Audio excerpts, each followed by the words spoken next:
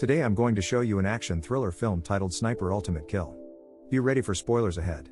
The movie opens with a skilled sniper tracking a drug kingpin in his mansion, patiently waiting for the perfect moment. The sniper finally takes the shot, splattering the target's head while screams echo from the nearby room where woman had been waiting. Meanwhile, in Springfield, Virginia, a troubled soldier, his military uniform carefully arranged on the bed, grapples with dark thoughts as he flips through photos of his time in the army. Unable to find solace, he attempts to reach out for help but finds no one to connect with. Succumbing to his despair, he tragically takes his own life, honored with a gun salute at his funeral. Master Sergeant Brandon attends the soldier's funeral, questioning how someone esteemed in the military could resort to such an act. Concerned that he might suffer a similar fate, Brandon receives a visit from Major Richard Miller. He fears the intentions behind Miller's visit, anticipating an offer he's not ready for. Despite Brandon's preemptive refusal, Miller mentions Brandon's positive fitness evaluation and proposes deploying him to Colombia. Assigned to join an international task force under the Department of Defense, overseen by Brandon's father, Thomas Beckett. Despite his initial reluctance, Brandon ultimately consents to join the task force, feeling compelled by Miller's mention of a waiting flight. Upon arrival in Colombia, Brandon is driven to the task force headquarters by Walsh, a Marine sniper with a history of 63 confirmed kills. When he arrives at the National Police headquarters, Brandon meets Santiago, his new spotter, and Colombia's esteemed law enforcer. Captain Hector Garza, the head of the drug trafficking task force, surprises Brandon by revealing that his father came out of retirement for this operation.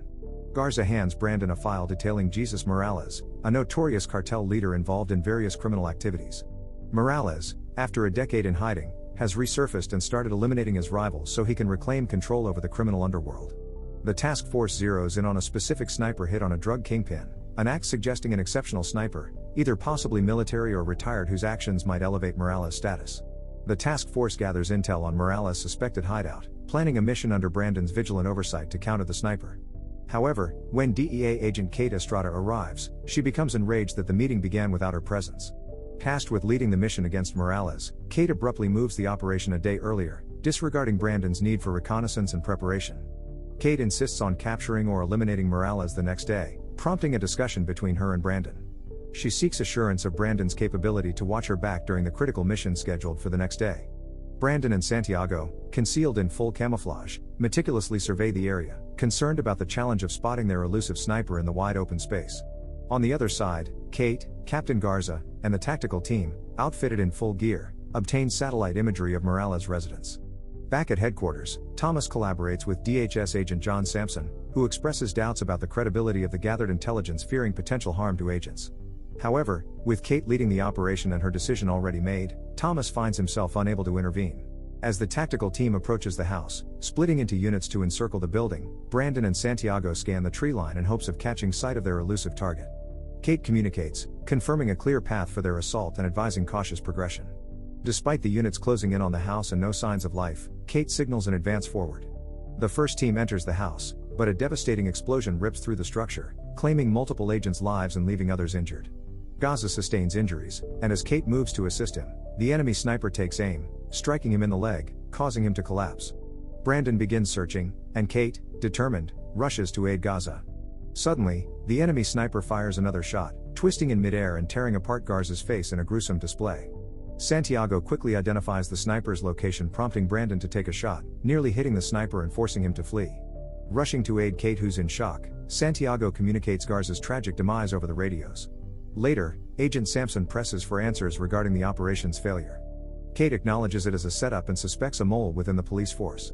Thomas alerts the team that the sniper poses a significant threat based on his precision strikes. Brandon deduces that the sniper's actual target was Kate, and Garza unintentionally interfered. Amid discussions, Sampson suggests withdrawing from the Morales operation due to its heightened danger. However, Kate expresses frustration at the potential loss of her hard-earned progress. Brandon requests an additional 48 hours to pursue Morales and the sniper. Thomas consents to the extension, but after the meeting, he cautions Brandon to remain vigilant as the sniper appears to have comprehensive knowledge about him. The team relocates operations to a safe house, where Brandon expresses concern to Walsh about their vulnerability to a sniper attack. However, Walsh remains confident in their safety. Meanwhile, a sniper known as El Diablo receives a call, obtaining information about Kate's whereabouts at the safe house alongside the American sniper. When Brandon is reviewing the file of the soldier who tragically took his own life, Kate visits him to express gratitude for his support and shared determination to pursue Morales. Seeking guidance on coping with the loss of a comrade, Kate looks to Brandon for advice. He encourages her to focus on the positive impact she's making. Discussing Garza's death, Kate expresses concern over the seemingly impossible shot that killed him, considering the sniper's position. Despite Kate's relentless pursuit of Morales, Brandon cautions her about the dangers of fixating solely on that goal, warning that such tunnel vision could result in further casualties. Kate, angered by the discussion, storms out of the room. As Kate heads to a bar, she encounters two individuals who attempt to engage her in conversation, but Kate swiftly neutralizes one of them. She meets with her friend and informant Father Carlos. He advises her to halt her pursuit of Morales to prevent further casualties, but Kate remains resolute in her determination to take Morales down. Father Carlos discloses the sniper's identity and his connection to Morales, promising to provide more details soon. Before leaving, Carlos warns Kate against placing trust in anyone. Back at the safe house, Santiago alerts Brandon about suspicious activity across the street. Brandon, armed with his rifle, rushes to the roof following Santiago's directions. He spots a glare in the distance, identifying El Diablo, positioned 1,750 meters away. As the two snipers target each other, Brandon takes the first shot. El Diablo evades and retaliates, his bullet tracking Brandon, who swiftly seeks cover. El Diablo assumes he has eliminated Brandon and retreats. The following day, Thomas and the team arrive at the scene, recovering El Diablo's round, which turns out to be a laser-guided projectile, indicating a highly sophisticated attack method. The team receives a briefing on the sophisticated technology of the smart bullet, tracing its origins to a US government asset. Meanwhile, at a secret mansion, Morales orders his subordinate to mobilize all available resources to pursue Brandon. As Morales heads to his office, he's unexpectedly confronted by El Diablo, holding him at gunpoint, demanding payment for Brandon's supposed demise. However, Morales reveals that Brandon is still alive, boldly dismissing El Diablo. Later, Kate receives a call from Father Carlos, who shares crucial information about a place El Diablo frequents, warning her to exercise caution. But their vehicle is violently struck by a truck, causing a chaotic gunfight to erupt on the streets. In the mayhem, Santiago is tragically shot and killed, and Kate goes missing. Brandon spots the address Father Carlos provided to Kate and decides to pursue her. Meanwhile, Kate, venturing alone to the streets, knocks on the door. A woman answers but refuses to communicate. Before Kate can react, she's attacked and thrown around by the assailants. Just as the situation turns dire, Brandon intervenes, swiftly eliminating the assailants. However, one of Morales' men manages to escape, and unbeknownst to Kate, El Diablo's girl holds her at gunpoint. Brandon takes control of the situation, disarming El Diablo's woman and discovering a locket around her neck with a picture of her and El Diablo. Swiftly, he forwards the photo to Thomas, seeking to uncover the true identity of El Diablo. Brandon suspects an ambush, reinforcing the idea of a mole within their ranks, and decides he and Kate should operate discreetly.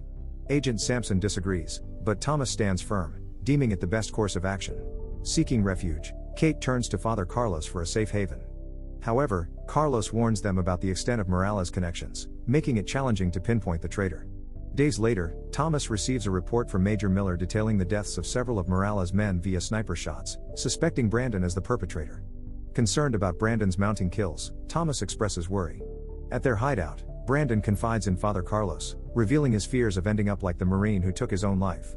Father Carlos advises Brandon to forgive himself, drawing from his own past as a reformed gangster, suggesting that change is possible. Morales confronts El Diablo and informs him about Brandon's attacks on his men. Surprisingly, Morales offers El Diablo a hefty sum to eliminate Brandon, indicating the escalating conflict between them. At the headquarters, the team uncovers El Diablo's identity as Enrique, a former Defense Force sniper turned agent. Sampson persistently voices concerns about Brandon and Kate's safety on the streets, urging to get them out of the country. However, Thomas and Major Miller acknowledge Brandon's progress and agree to grant him more time to continue his pursuit.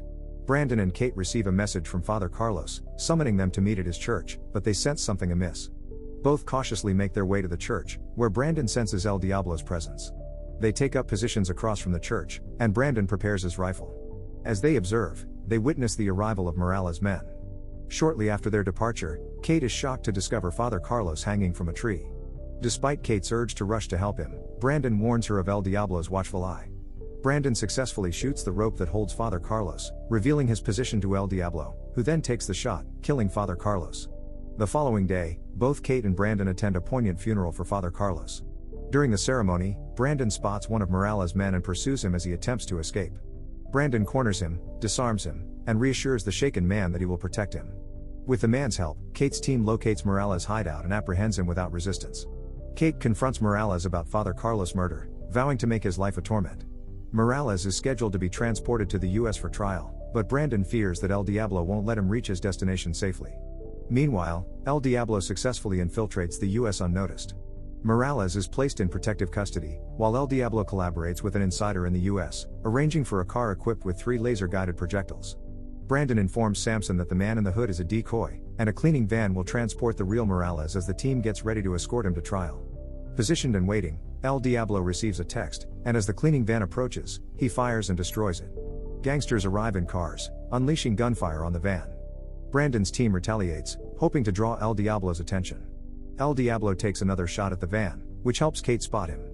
Brandon composes himself and takes the shot, killing him. Shockingly, it's revealed that Morales was actually in the decoy convoy. The empty van stuns Samson, prompting Brandon and the team to turn on him and hold him at gunpoint. Samson confesses that they struck a deal with Morales to prevent a dirty bomb from crossing the border, providing him with weapons but never intending for the weapons to be used against their own people. Kate, furious, punches Samson in the face.